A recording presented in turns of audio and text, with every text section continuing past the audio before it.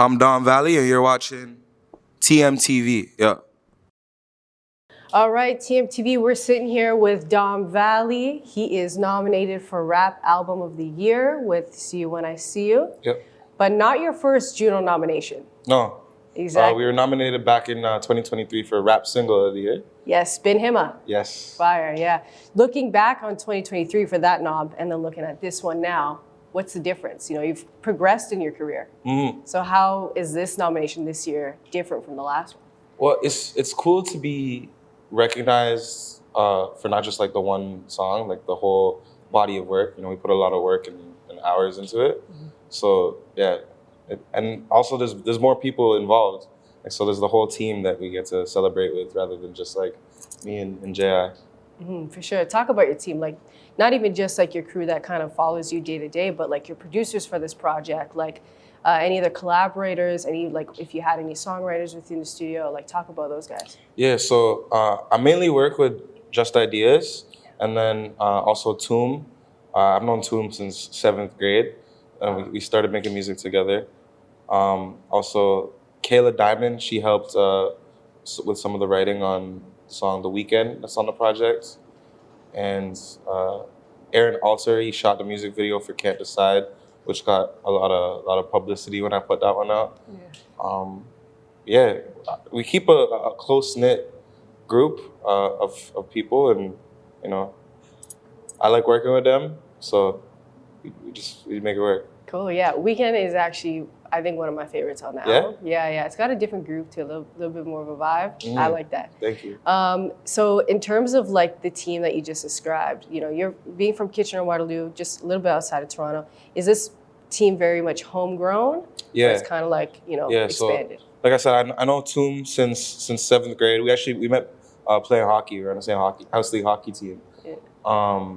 And then we both started making music around the same time. And I was like, I was making my beats at first, and then I found out he makes beats, and he was like way sicker at it. So I was like, okay, you do that, and then I'll do the rap thing. And then I met Josh, one half of Just Ideas, actually through a girl I was dating in high school. So yeah, she was friends with Josh, and then she's like, oh yeah, you should meet this producer. He's fire. And then me and Josh became like best friends since then.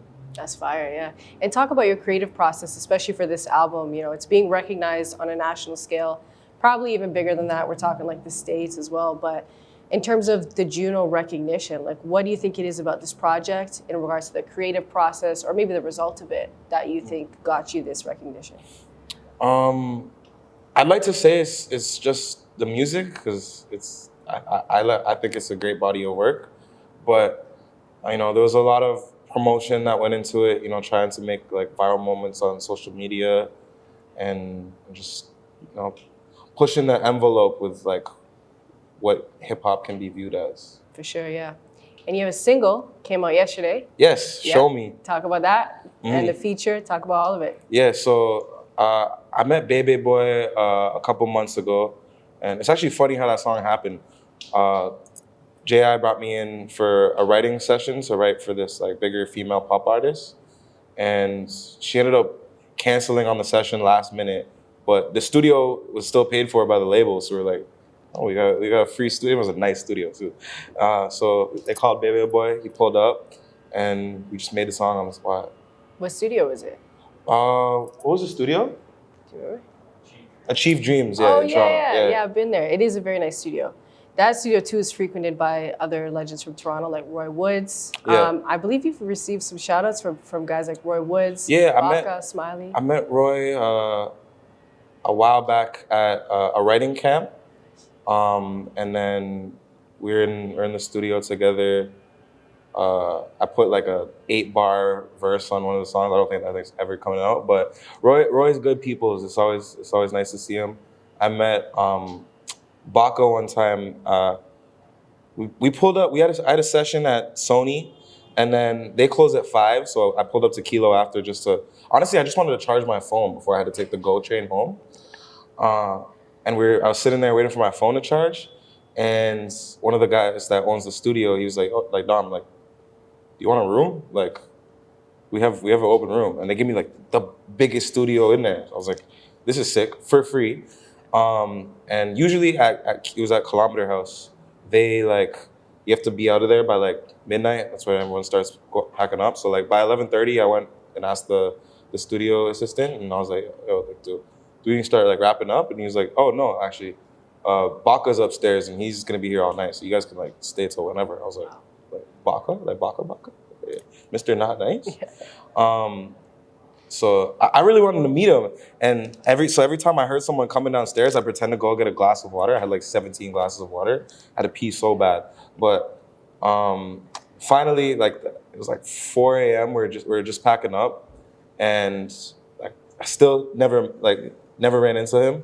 So I was like, I'm gonna just like walk into the studio and pretend like it's an accident. So like I walked in, I was like, oh, I didn't even know you guys were in here. Like, whoops, my bad. And then he's like, oh no, come in. He let me listen to what he was working on, and then he came downstairs and we showed him what we were working on, and he gave me some really cool advice. He was saying like, yo, I've been in this game for a long time, and like just know whatever happens, it happens.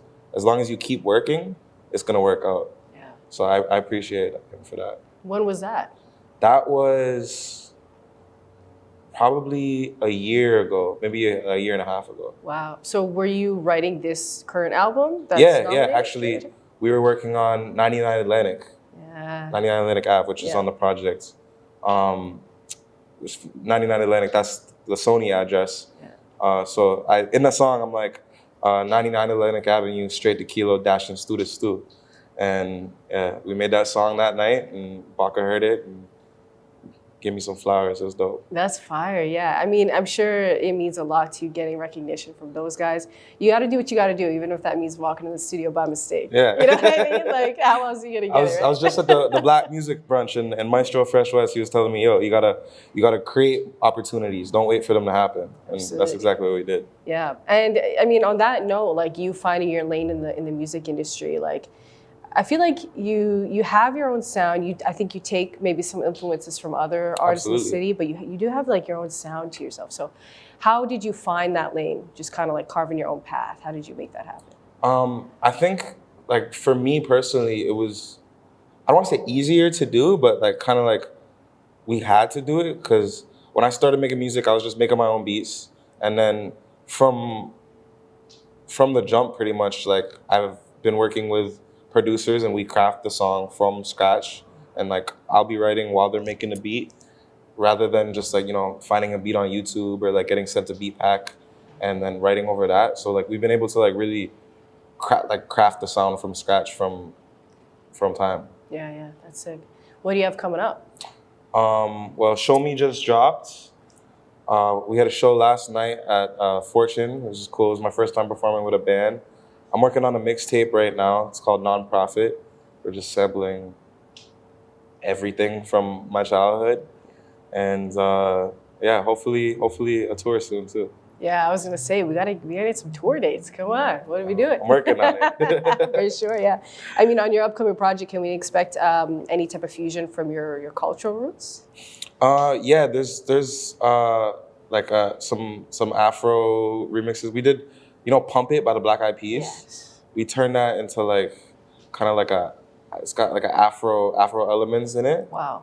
Yeah, it's fire. That one's actually probably gonna drop next. Okay, I was gonna say that sounds like a single. Yeah. That sounds like that's gonna come out. Yeah, that's so sick. All right, Dom. Well, tell everybody how they can get connected with you, your socials, plug yourself, anything else that you're working on. Let them know. I'm Dom Vallie, DomVallie. You can find me anywhere under that name. TikTok, YouTube, Instagram, SoundCloud, Spotify, Apple Music, everything. Yeah.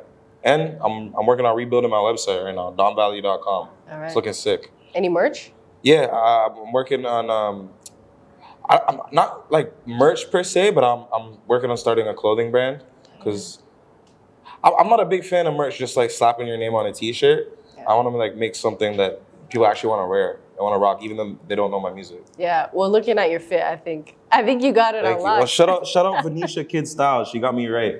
My stylist. Yeah. There you go. That's fire. Thank you so much, man.